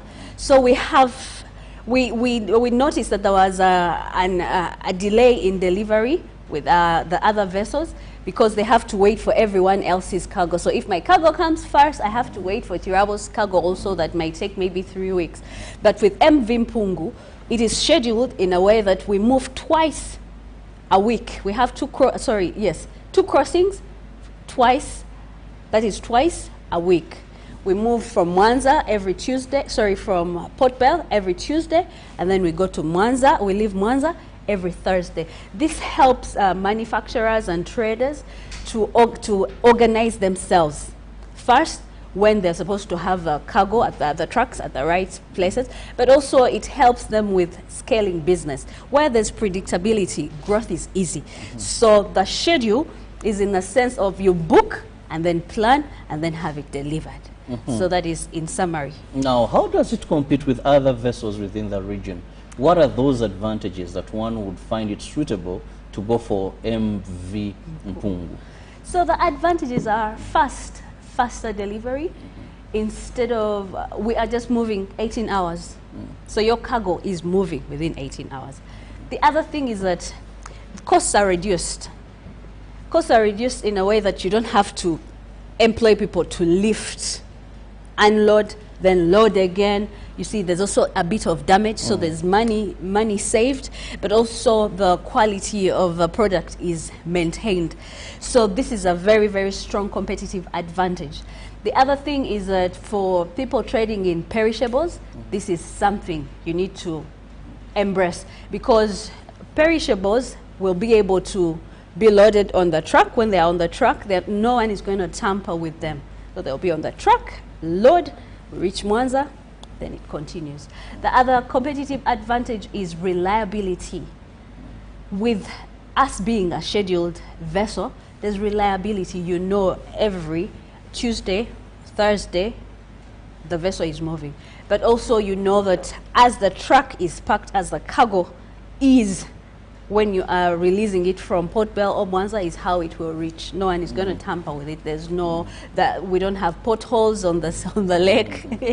There are no potholes on the lake. So, and then no one is going to tamper with the cargo in transit. There are no roadblocks. So those are some of the competitive advantages. Rightly said, there are quite a number, I would say. But then we have issues of ports. This is where I want to draw your attention to. How best can ports improve to reduce these delays? Because most of the times it may not be the issue of the vessel. Maybe other technicalities that come in here. So ports can improve first training the staff. Training staff in continuously and introducing them to the new technologies available. Then also government and other stakeholders upgrading the physical infrastructure. For example, we need more technologically advanced equipment. Sometimes you realize that the equipment some of it is a bit outdated or it is overwhelmed. Also increase of capacity in terms of storage, because as the economies have been growing, we have the same ports. So there's great need to expand in terms of storage, because with a lot of cargo and less storage, other things arise. Theft, you know, people evading tax and things like that. So there's need for that. Training, continuing in the digitization, also streamlining and, should I call it streamlining, or improving in the processes in terms of customs processes. If we can come, for marine, I'm talking about the marine, if we can come up with the one unified processes and procedures for the customs for both Tanzania side, Mwanza, and Uganda side, that will help to fasten the processes and reduce the delays. Now, I also want to look at small and medium enterprises. How can they leverage on new routes? Because when you talk about cargo, most of the times people have look at big people in this business, and that's where you have issues of, okay, you get a container, we share, now those technicalities come in here. But let's look at the SMEs. Yeah, for the SMEs, they can enjoy this new opportunity, for lack of a better word, by first and foremost doing the research. MV Mpungu and other vessels that are in the marine industry have opened up new regions. So for the SME owner, doing research, finding out what is moving, what is demanded for, and how can I tailor my business and my product to suit that market. So that's one of the reasons. The other of strategies. The other one is digitalization. From starting as small as being part of the online payments, for example, M-Pesa, doing online payments. There's also another platform that helps connect buyers and suppliers in the region called My East Africa Soko. So things like that, leveraging the available digital platforms, that would also help. Another thing is partnering with the stakeholders and other players. For example, SMEs, maybe I'm a manufacturer, partnering with the distributors, partnering with transporters, you know, partnering with other stakeholders that are not directly involved in the trade but would like to invest in things like infrastructure. So yes, those are some of the strategies. Thank you. Indeed, if you're in this business, SMEs, with the arrival of MV Mpungu, now you need not to worry more, I must say, because it's very clear that it doesn't only look up to the big companies, doesn't only look up to the clearing agents, but also individual people in business. Now, this takes me also to what industries are likely to benefit more from the improvements in marine transport. What are these industries that are more likely to benefit more from such opportunities? So the industries that must, not only likely, will benefit from this are the transporters, transport companies. You see, with MV Mpungu, we are reducing the wear and tear. We are reducing the cost on fuel. We are also reducing the delays that come due to the issues that are on the roads. Another thing also for the transporter is you are saving money. For every trip on MV Mpungu, you are saving another day, meaning you can be able to deliver more and sell more. The other customers, the other beneficiaries are logistics companies. Transport companies are one thing and logistics companies are another thing, because the logistics companies handle the whole supply chain. So a logistics company's supply chain plan is enabled by MV Mpungu. Still, it goes back to cost, reliability, and faster delivery. Because at the end of the day, you want a happy customer. When a customer is happy, there's more business. Another industries are mining, the oil and mining. Of course, right now, talk of oil is everywhere for East Africa. We are excited about the opportunities. So with MV Mpungu, still, the security, reliability, and predictability. Then also another industry is the fisheries too. Fisheries and many others that are in line of perishables. in addition to the other products around. Yes. Well, before I go for a short break, I think let me also do away with this now that you've talked about industries. Now, what financing options are there in terms of logistics for those that are willing to invest in the marine logistics? Well, there are quite a number, but I can mention a few. One is the equipment loan. There are opportunities for SMEs to receive loans to buy equipment. Equipment in terms of vessels. The other one is sell, lease, back, where vessel owners sell their vessels and then lease them. Do you understand what I mean? They sell and lease? Yes. So I sell to you my vessel, yes. Chirabo, then I lease it from you. I have gotten back my lump sum, but now I'm continuing to use the service. Whoa. That's one of them. Then the other one is operating leases, where you lease to operate for the time that you need to use the vessel. Then when you're done, you hand it back to the owner. So those are some of the opportunities. Yes. Well, there are a number of opportunities for you, but I love the fact that these are financing options. So in case you're into this business, you cannot afford to lose these opportunities, but also takes you to make the best choice. Where do you go? And I must say, yes, when we talk about this new vessel that was launched on Friday, and also the other thing, knowing that, you see, only smart people make it in business. Doing research and knowing that you're dealing with the best, and knowing that actually your cargo is safe, you're reducing days. These are some of the things I find very attractive into this. One, like Ketra said, you're very sure it will arrive safely. You're very sure. You're saving time. I think to me, most of people who are dealing in perishables, this has been a very big challenge because this is scheduled. Now, I know, I'm sure, I can let you know that if it takes 18 hours, then the goods are going to arrive. It's a roll, you call it roll? Roll and roll of vessel. So I'm not going to have issues of people tampering with my goods I pack. Then there is that offloading process. Some, if they are fragile, maybe your packages are fragile, so you're going to have those damages. But here, you're rest assured things are going to move on. Allow me go for a very short break. I'll return briefly with my guest, and we are still looking at the future of East Africa trade, more so when handling cargo.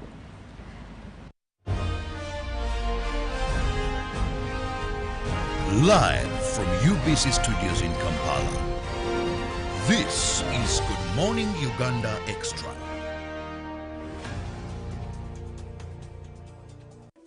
In a nation hungry for truth, a world where every story matters, there exists a beacon of trust and reliability. For decades, they've been our voice and our window to the world, holding the mirror of our history. With 4 TV stations and 11 radio channels spanning 27 languages, they stand as guardians of information, defenders of truth.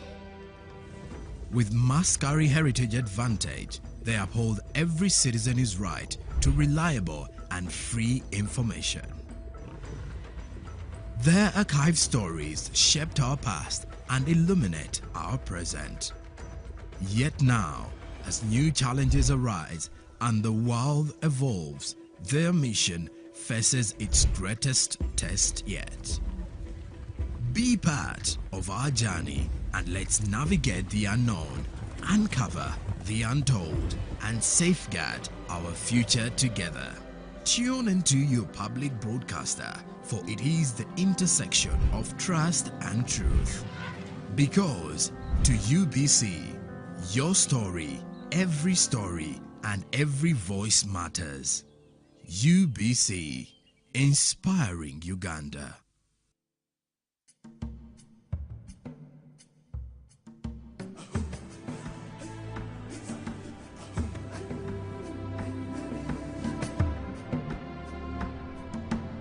Welcome to Good Morning Uganda, your go-to morning show to kickstart your day with all the latest updates. let's dive deep into issues that matter most to you. In a world of stories waiting to be told, the headlines are your guide.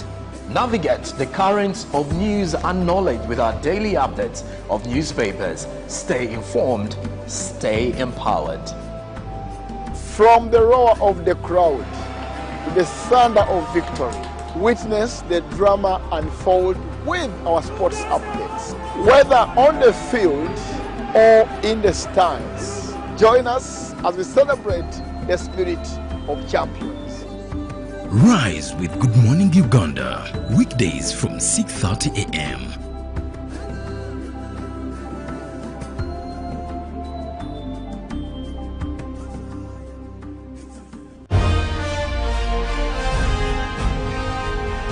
Live from UBC Studios in Kampala, this is Good Morning Uganda Extra.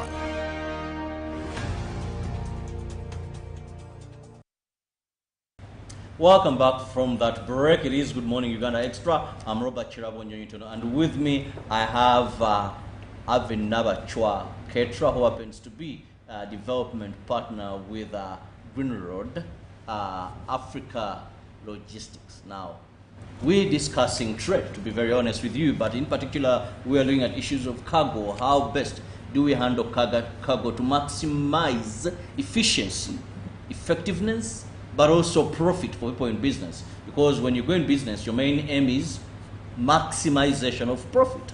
And anything that reduces your profitability margin doesn't make sense to business. So how do you ensure that there is efficiency, there is effectiveness, yet you're maximizing profit? And also something very important when handling cargo is protection of that cargo. Yes, cargo is insured, but of course, who would like to wait for certain avoidable circumstances to happen, then go through the hassle of claims and all that. So here we are talking of a new baby, that is MV Mpungu, and how it's come to be a game changer in this business. Now, Ketra, let's look at the environment, because today, globally, there is a concern.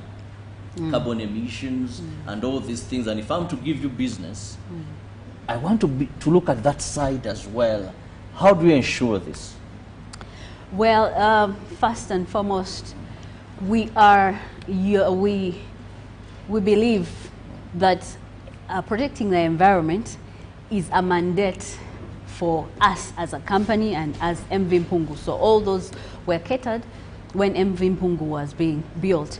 So we are looking at reducing, our service is reducing carbon emissions into the environment and other pollutants that come as a result of using road transport.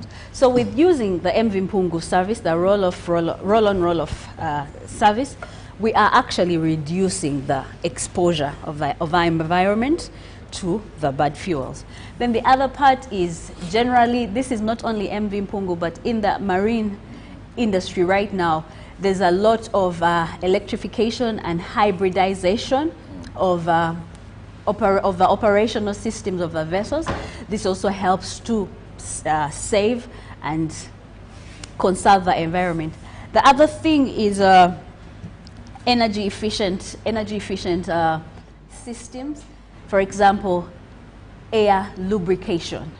Air lubrication also, in a nutshell, it's the use of air to run motors, to run the vessel's motors. So in a nutshell, right now with the technology, whatever is being built, at the back of our mind, we are looking at sustainability. Back to MV Mpungu, still the reduction of emissions, but also as a company, MV Mpungu has been given a license that is in line with the international standards, meaning sustainability has been considered. Thank you. Well, that is very important for anyone in business in this time, where sometimes even you find that they will look at how safe, how environmental conscious or protection is the vessel that has carried the goods. So we are going that far when it comes to issues of the environment and fighting climate change. Now, this takes me back to real business. What do I mean by real business? We have a new vessel. MV Mpungu, and of course we know it's scheduled, the days, we know the hours it takes, but now I want to go back to my ordinary person who would love to do business. I saw the Right Honorable Prime Minister Robin Anabanja, who I'm told represented His Excellency, launching it, moving GR vessels. I'm not so technical there to understand what she was doing, but at least it was a sign of launching this vessel. When did it work? How does the people in the business community, how do they ensure they have the bookings? Some of this information, very vital. So right now we have a website that is running under the names of East Africa Marine Transport. So when you go online, you'll find that. Then for the people who are not so internet savvy, you can come to us. Our office is in Luzira Industrial Park, just after Scania. You ask for EMT or East Africa Marine Transport Office. The other thing is that you can reach out to me personally. Should I give the number? You can reach out to me. You can your reach Twitter, your X. You can reach out to me on my LinkedIn also. Avi Mbuje Ketra on LinkedIn. But also, if you go to the East Africa Marine Transport website, you'll get all the information to contact us directly. On the website, you'll find details of the booking schedule and how to book. Then the other thing also is that before booking, as you prepare your cargo, make sure that your customs clearance processes and all the paperwork is in order, because what we do is we receive and transport. So make sure all the paperwork is in order, and we shall be able to give you a good professional service that is going to help your businesses grow. Now, this takes me back. Usually when we talk about cargo, when we talk about marine, what comes in the mind are not individuals, clearing agents, logistic companies, and all that. How do we factor in, if a Chirabo, I want to transport a few of my things, how do we factor in to the ordinary trader, a member of Kasita, watching us today, and they're like, well, I've heard of MV Mpungu transporting goods. How have you catered for such category of people? Because they're usually fleeced by these big companies. Not all, but sometimes. Because you feel, I can't do it myself. I have to go through someone to do it for me, because maybe I've not yet reached that level. Oh, well, they are in business then, because we as Greenrod, we're experts in supply chain solutions. So what would happen is that customer approaches us, then we advise on what they need and how it can be done.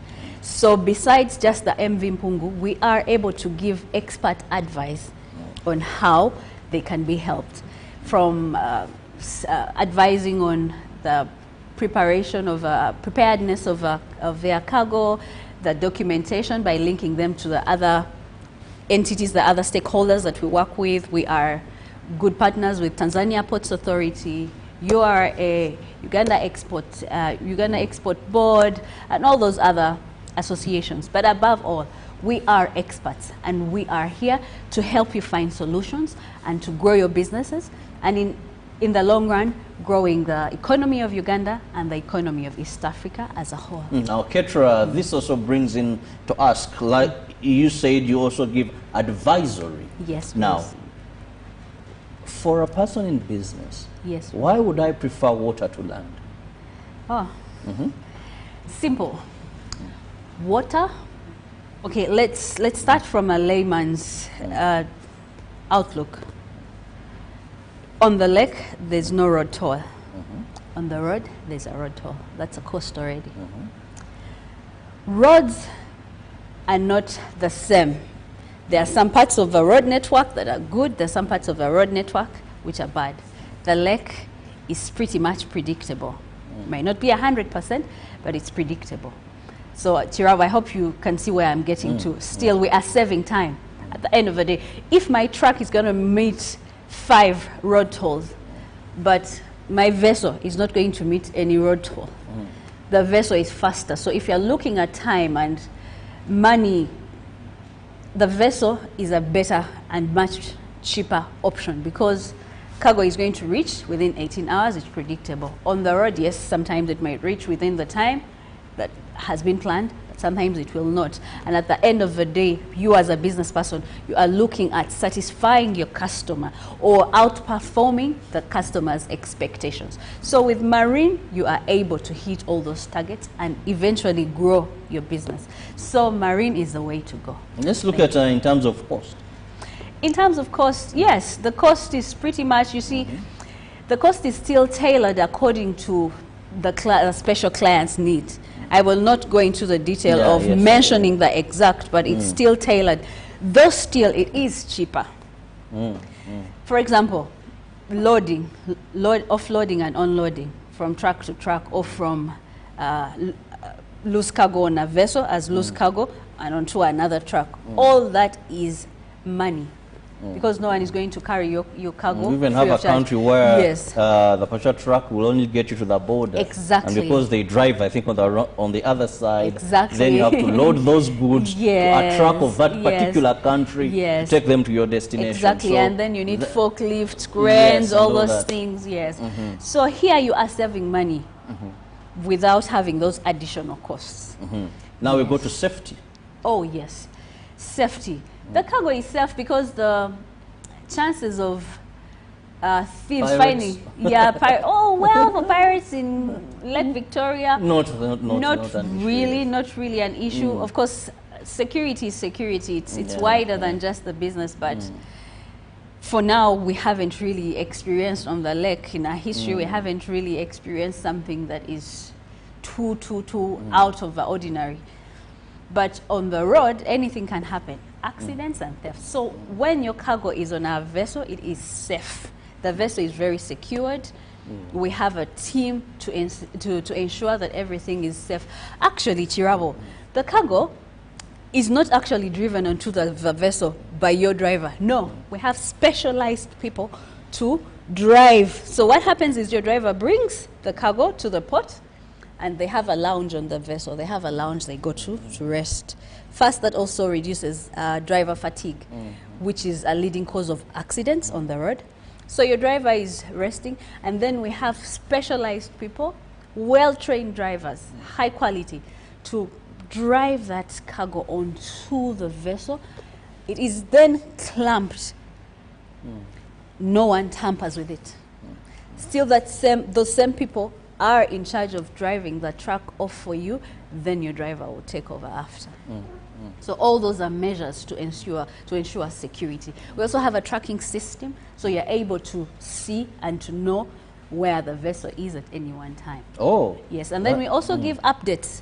We are in touch with our customers to let them know this is now what is happening, we have gone this far, this is what is happening. So all those are measures to ensure security and reliability. At the end of the day, a happy customer and more time for the business owners and the customers and the cargo owners to think of other things instead of being on tenterhooks because the truck is still on the road and it has not reached. So that's now, how is marine business doing so far? How are people embracing this? If you have to look at that side as well, because in the region, if you have to compare Uganda, how are we doing as far as ensuring that our preference is marine? Well, there's a lot of things happening, starting with our government creating a good environment for investors to invest in this economy. Back to MV Mpungu.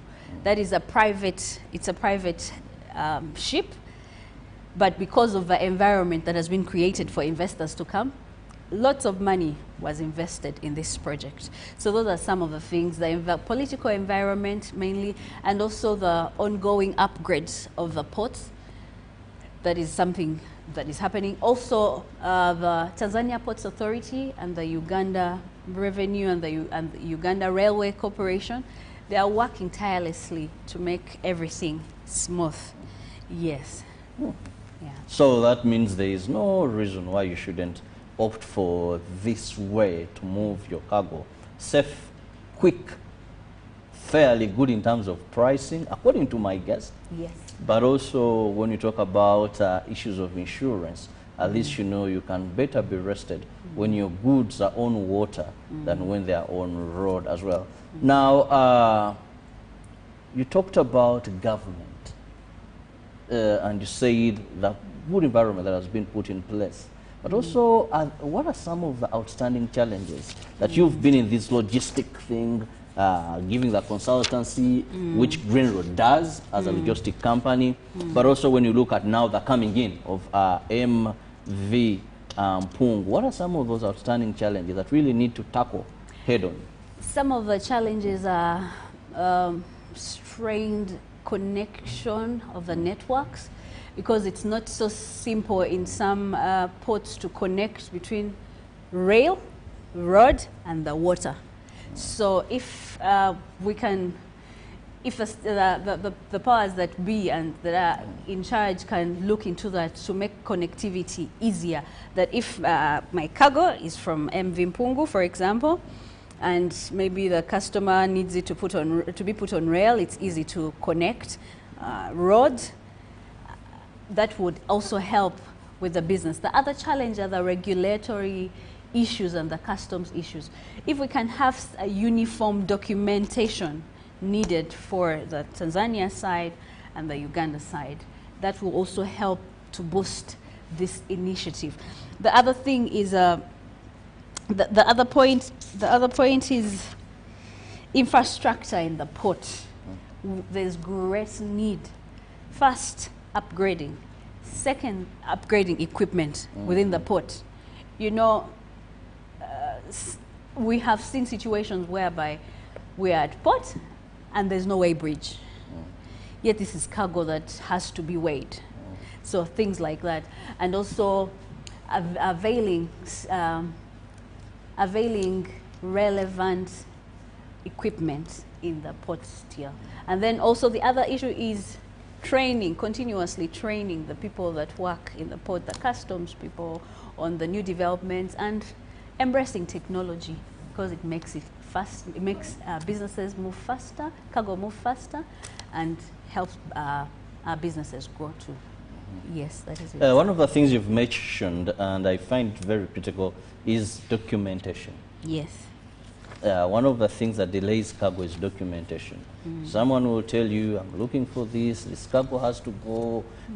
How best can we improve this? Is it lack of knowledge of people in the business? Is it so hard? Because most of the times, I happen to be a member of the Kampala, on a group that is for the Kampala City Traders, Kasita, WhatsApp group. But one of the things that comes out very often is someone complaining, the other complaining, this documentation, the other documentation. My goods had to be at the port, I had to load my goods. Why is that problem?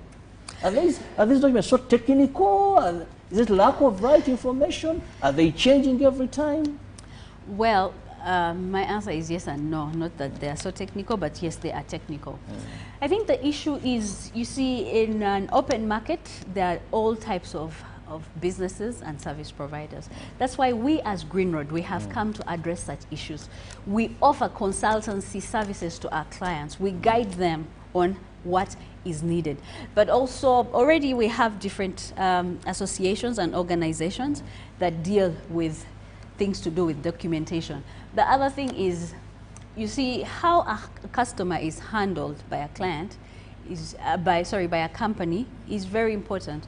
So when a customer comes to us as the MV Mpungu operators, we take them through the process of what is required and why it is required and how they can get it, because we are partners with so many, and we are part of the Uganda Freight Forwarders Association, so many other associations that help and are relevant to movement of cargo into Uganda and out of Uganda. So consultancy, consultation, and communication, the clients communicating exactly what they need and us providing solutions that are holistic, not just putting the cargo on the vessel. A client might come when they want to put cargo on our vessel going to Kisumu, but we don't move to Kisumu. However, we are in the industry. We can be able to direct them on where to find that service. So things like that, being able to provide the consultancy services and giving information. So my call also to the other stakeholders and associations that are in line with trade for Uganda, import and export, to publicize, to continuously have talks and make public the changes, and reminding clients what they need from agriculture, exportation of agriculture products, importation maybe of oil, different things, so that customers can be in the know. Yes. Well, time seems to be flying, and of course we must leave room for more programming. But Ketra, before I let you go, let me just have your parting shot or final message to our viewer. All right. One thing I can assure is everybody is that MV Mpungu is here to enable your business. If you want your business to grow, if you are looking for reliability, you are looking for a fast service, you are looking for professionalism, you are looking for a service or a vessel that is going to help you grow as a business and also grow your customers' businesses, MV Mpungu is here to help you. So don't hesitate to reach out. We are here to help. Thank you. Well, thank you so much, Nabachwa Ketra, who is the business development partner, Green Road Logistics Manager, yes. Green Road Logistics, Uganda. Thank you for your time. And above all, our viewer, thank you very much for being with us from 6:30 till now with the extension, which is Good Morning Uganda Extra. Now, here is MV Mpungu for you in the business community. It has so many advantages compared to many that are doing the same.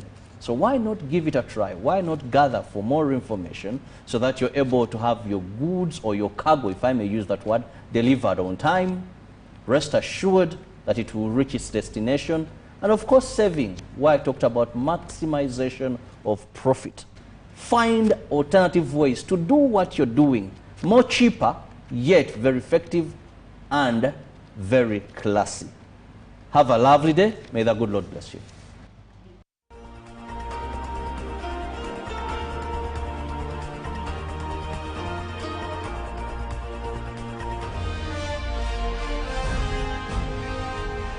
Live from UBC Studios in Kampala, this is Good Morning Uganda Extra.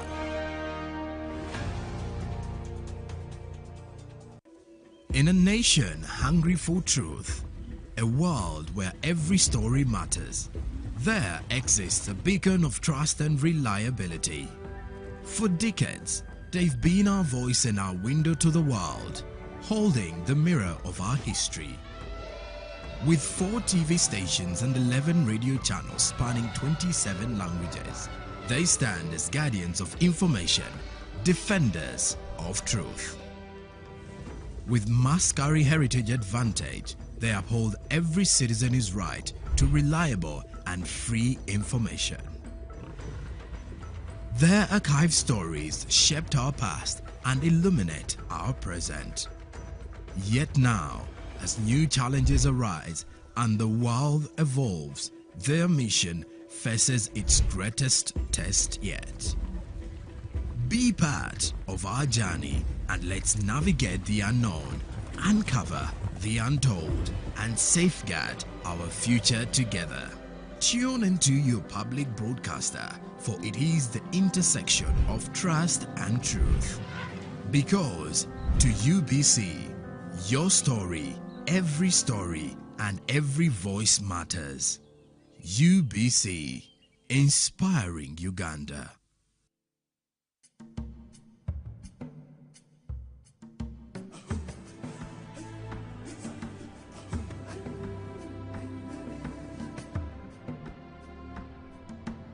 Welcome to Good Morning Uganda, your go-to morning show to kickstart your day with all the latest updates.